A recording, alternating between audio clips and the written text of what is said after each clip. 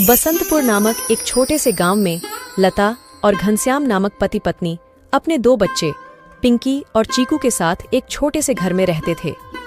घनश्याम सेठ धनीराम के यहाँ खेतों में मजदूरी का काम करता था और लता गांव के एक बंगले में खाना और साफ सफाई का काम करती थीं। दोनों पति पत्नी खूब मेहनत और मशक्कत करके अपने और अपने बच्चों का पेट भरते थे।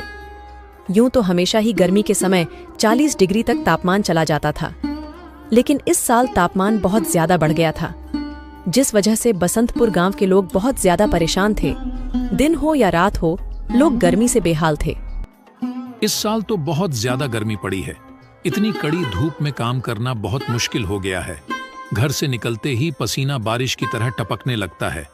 इतनी भारी गर्मी में तो काम पर भी जाने का मन नहीं करता। न जाने इस साल की गर्मी कैसे कटेगी।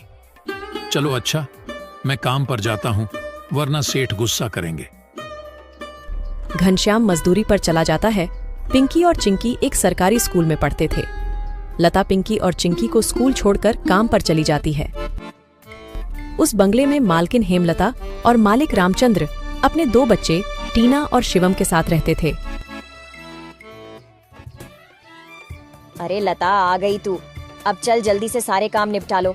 पता है ना, शिवम की बर्थडे पार्टी है, तो सारे काम 4 बजे से पहले ही हो जाने चाहिए। और हाँ, इसके बाद तुम घर सजाने में भी मेरी मदद करोगी, ठीक है? ठीक है मालकिन, मैं पहले जाकर घर के सारे काम निपटा लेती हूँ। इसके बाद घर को सजाने में मैं आपकी मदद करूँगी। ऐसे लता घर के सारे काम करने के बाद हेमलता की घर को सजाने में मदद करती है। हेमलता और लता मिलकर पूरे घर को अच्छी तरह से सजा देते हैं। अच्छा मालकिन, मैंने घर के सारे काम निपटा दिए हैं और पार्टी की सारी तैयारी भी हो गई है, तो अब मैं घर जाती हूँ। हाँ ठीक है, लेकिन पता है ना तुम्हें, आज शिवम की बर्थडे पार्टी है, तो तुम शाम को 7 बजे अपने बच्चों के साथ पार्टी में आ जाना। और हाँ, मुझे तुम्हारी थोड़ी मदद की भी जरूरत होगी। ठीक है मालकिन, मैं शाम के समय बच्चों के साथ यहाँ आ जाऊंगी। ऐसा कहकर लता घर चली जाती है और दोनों बच्चों को तैयार करके शाम को 7 बजे पार्टी में आ जाती है। पार्टी बहुत ही शानदार होती है। लता के बच्चे इतना बड़ा घर देखकर कहते हैं, अरे यार चिंकी, यह घर कितना बड़ा है और कितना सुंदर है। बाहर कितनी गर्मी है, फिर भी इनके घर के अंदर कितना ठंड लग रहा है। पिंकी और चिंकी की बातें शिवम सुन लेता है और वह उनसे कहता है, अरे ये घर ठंडा इसलिए लग रहा है क्योंकि हमारे घर में हर कमरे में एसी लगा हुआ है। ओह, मतलब कि एसी लगाने से घर बहुत ठंडा हो जाता है। दीदी, हम भी अपने पिताजी को अपने घर में एसी लगाने के लिए बोलते हैं ना, हमारे घर में भी बहुत ठंडा लगेगा। चलो बच्चों, इधर आओ, केक काटने का टाइम हो गया है। जब केक काटने लगता है तो पिंकी और चिंकी एसी की ठंडी ठंडी हवा खाते खाते शिवम के कमरे की तरफ चले जाते हैं और शिवम के कमरे के बाहर खड़े होकर एसी की ठंडी ठंडी हवा का मजा लेने लगते हैं। एसी की ठंडी ठंडी हवा खाते खाते वह दोनों कमरे के अंदर चले जाते हैं। दीदी, यह कमरा तो सबसे ठंडा है, इसमें कितनी ठंडक है। और दीदी, यह देखो, यह बिस्तर कितना सुंदर है, बिल्कुल मखमल जैसा। दोनों बेड पर बैठ जाते हैं और ठंडी ठंडी हवा का आनंद लेने लगते हैं। देखते ही देखते 15 मिनट बीत जाते हैं और आराम करते करते कब दोनों की आंख लग जाती है, उन्हें पता ही नहीं चलता। इतने ही देर में अचानक से शिवम की बहन टीना कमरे में आ जाती है। वह पिंकी और चिंकी दोनों को शिवम की बेड पर लेटा देखकर जोर से भड़कती है। ये दोनों मेरे कमरे में क्या कर रहे हैं? माँ इधर आओ, देखो ये दोनों मेरे बेड पर क्या कर रहे हैं। टीना की आवाज सुनकर हेमलता कमरे में आती है। तुम दोनों अभी के अभी मेरे बेड से उठो। पिंकी और चिंकी हेमलता की आवाज सुनकर जग जाते हैं। लता भी हेमलता की आवाज सुनकर भागी भागी चली आती है। क्या हुआ मालकिन? आपकी बहुत जोर से नीचे आवाज आ रही थी। क्या हुआ? ये पूछ क्या नहीं हुआ? ये देख नहीं रही तू? तेरे बच्चों ने अपने गंदे मेले बदबूदार कपड़ों से मेरा पूरा बेड गंदा कर दिया। तेरे बच्चों ने एसी देखा नहीं कि सोने चले मेरे बेड पे। हद होती है यार। मैं तो तेरे बच्चों को इसलिए बुलाया था कि इनका भी थोड़ा मन लग जाएगा। इन्होंने कभी ऐसी पार्टी लाइफ में देखी नहीं होगी, ये भी देख लेंगे। पर ये तो अपनी औकात ही भूल गए। ये हमारा घर है, कोई धर्मशाला नहीं कि कोई भी भिखारी हमारे कमरे में आ जाएगा और आकर के सो जाएगा। तू अभी के अभी अपने बच्चों को लेकर निकल यहाँ से। और हाँ, कल से काम पर भी आने की जरूरत नहीं है। मालकिन ऐसा मत करो, मेरी बात तो सुनो। बच्चे नादान हैं। मैं वादा करती हूँ आगे से ऐसा दोबारा नहीं होगा। यह मेरी आखिरी भूल समझकर माफ कर दीजिए मालकिन। मुझे काम से मत निकालिए मालकिन। इस काम के सहारे तो मेरा घर चल रहा है। ये तेरी सर दर्द है। अब तू यहाँ पर काम नहीं कर सकती। अब तू अपने बच्चों को ले और यहाँ से निकाल। हेमलता लता और उसके बच्चों को घर से बाहर निकाल देती है और आगे से काम पर आने को भी मना कर देती है। अब लता के पास कोई काम नहीं था। घर का सारा भार अब घनश्याम के कंधों पर आ गया था। हे भगवान, आज तो खाना बनाने के लिए आटा भी नहीं है। अब मैं आटा कहाँ से लाऊं? मेरे पास तो अब और पैसे भी नहीं है।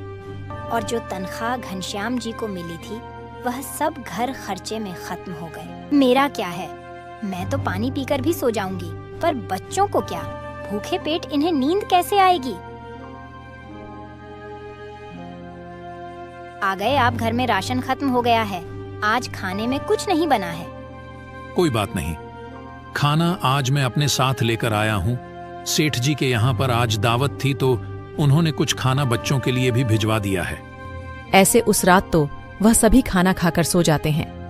अगली सुबह लता फिर से अपनी मालकिन हेमलता के घर जाती है और उससे थोड़े पैसे उधार मांगती है।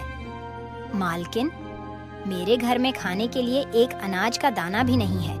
कृपया आप मुझे थोड़े से पैसे उधार दे दीजिए। तुझे देने के लिए मेरे पास कोई पैसे वैसे नहीं है। मैंने तुझे पहले ही काम से निकाल दिया था, फिर तेरी यहाँ आने की हिम्मत कैसे हुई? जा निकल यहाँ से और आइंदा यहाँ पर अपनी शक्ल मत दिखाइयो। हेमलता की कड़वी बातें सुनकर लता घर वापस जाने लगती है।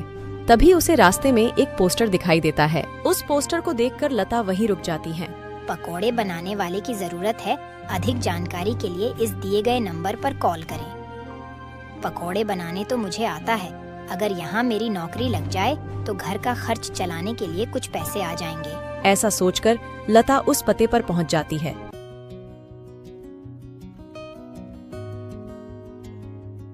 भैया, मैंने आपका पोस्टर देखा।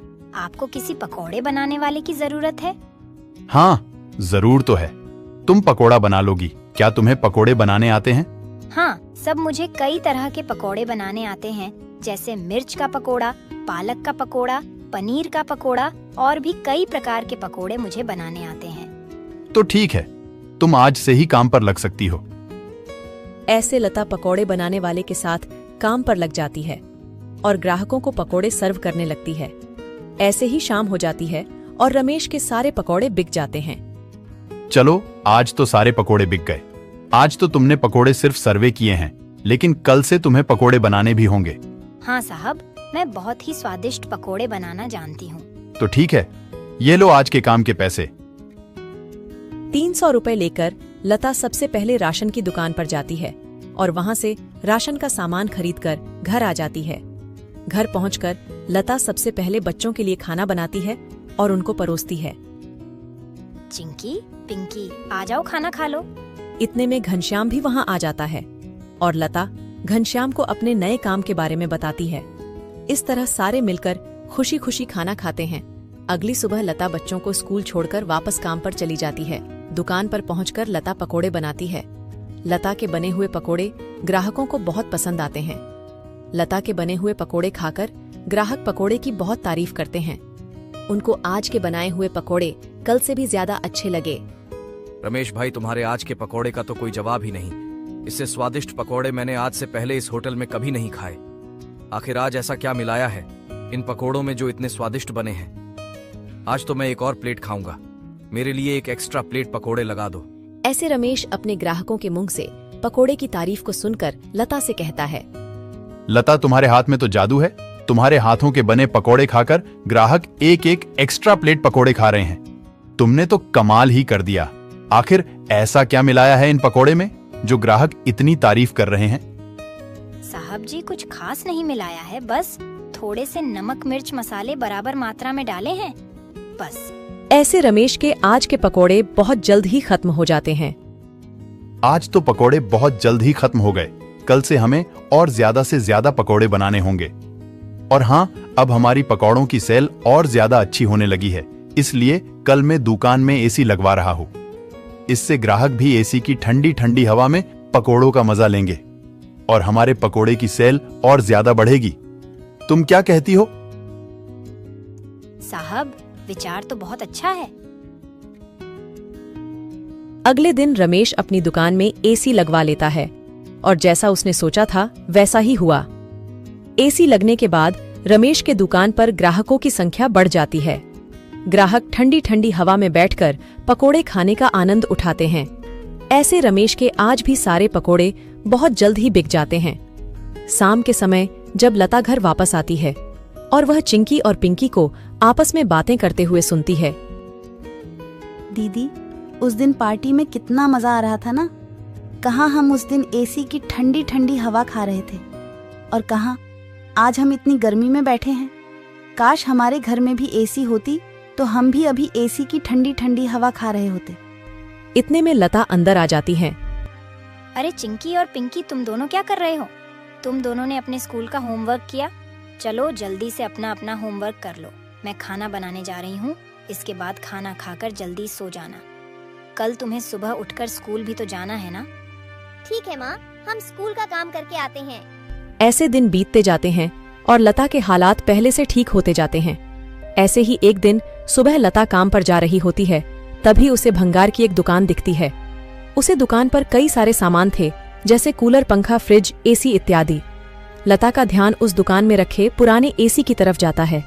वह उसे बहुत पसंद आता है। वह उस दुकानदार से बोलती है, भैया, ये एसी का क्या दाम है? मात्र 10,000 रुपए की है। 10,000? ये तो बहुत ज्यादा है। ज्यादा नहीं, ये तो बहुत कम है। ये सेकंड हैंड एसी है।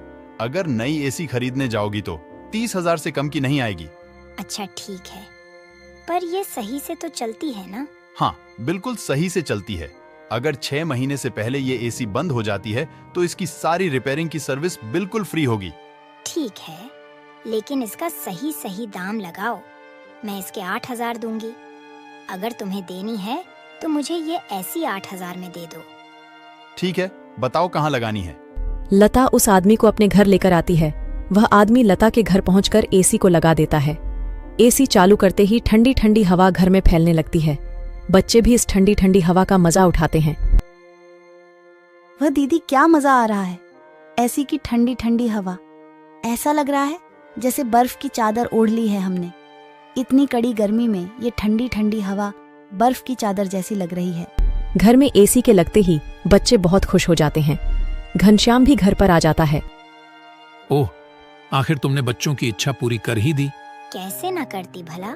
बच्चे तो आखिर मेरी जान है। इनसे बढ़कर मेरे लिए कुछ भी नहीं। एसी लग जाने की वजह से बच्चे बहुत खुश होते हैं और लता की कमाई भी अच्छी होने लगती है। लता के बने हुए पकौड़ों की वजह से रमेश के दुकान पर ग्राहकों की भीड़ लगी रहती थी। इससे रमेश खुश होकर लता की तनख्वाह बढ़ा देता है। थोड़े दिन बाद घनश्याम भी सेठ धनीराम के यहाँ मजदूरी छोड़कर लता के साथ पकोड़े बनाने लगता है। दोनों को रमेश काफी अच्छी सैलरी देता था, जिससे उनका घर खर्च काफी आसानी से चल जाता था। बच्चे पूरी गर्मी ऐसी की ठंडी ठंडी हवा में गुजरते हैं और इस तरह वह लोग अपना जीवन खुशी खुशी जीने लगते हैं।